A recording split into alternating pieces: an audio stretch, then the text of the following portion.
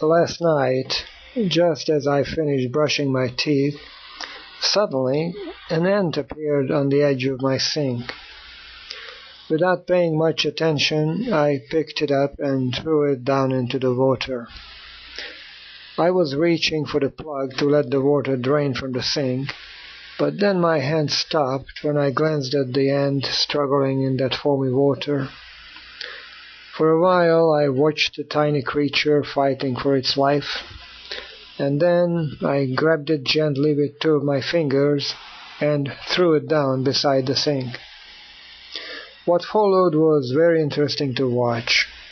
First, the ant tried to get free from the drop of foamy water that it landed in. It took a few minutes until the ant was able to reach a spot of dry surface. Once free of the water, it rested for a while, and since it didn't move, I began to think that it died from the chemicals in the toothpaste. But no, it didn't die. Suddenly, it was very busy cleaning itself. For long minutes, the ant had rubbed its extremely thin legs, while its body took up all kinds of different positions. The most interesting was when it stood on its head to clean its butt with those very delicate legs. And after the ant finished with the cleaning act, it made an attempt to drag its relatively large behind, but it didn't get too far before running into a spot of wet surface there that was blocking its way.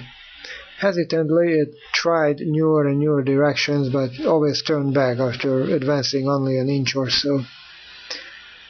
It must have exhausted itself, because then it was motionless for almost a minute.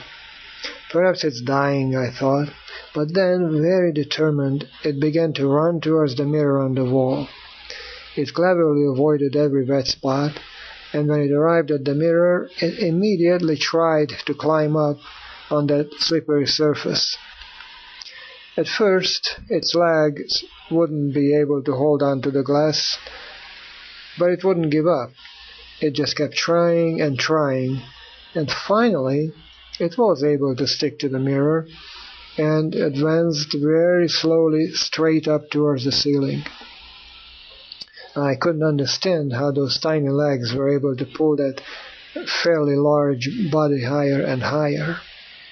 Many people should take lessons from this ant, I thought.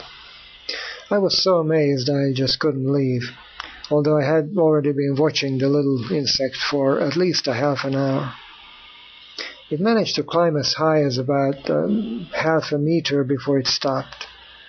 That's it, I thought. It must be drained of its strength.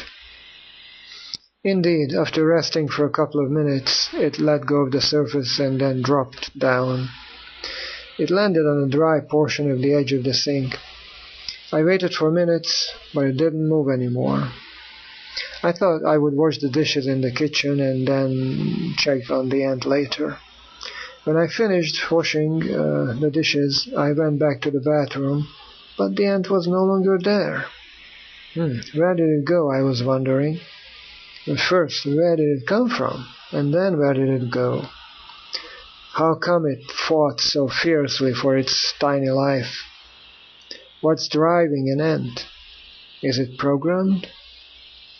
It must be a huge program in such a tiny head. Or perhaps not even in the head, who knows? And then the question popped up in my mind, is an animal conscious of its existence? Well, what do you think?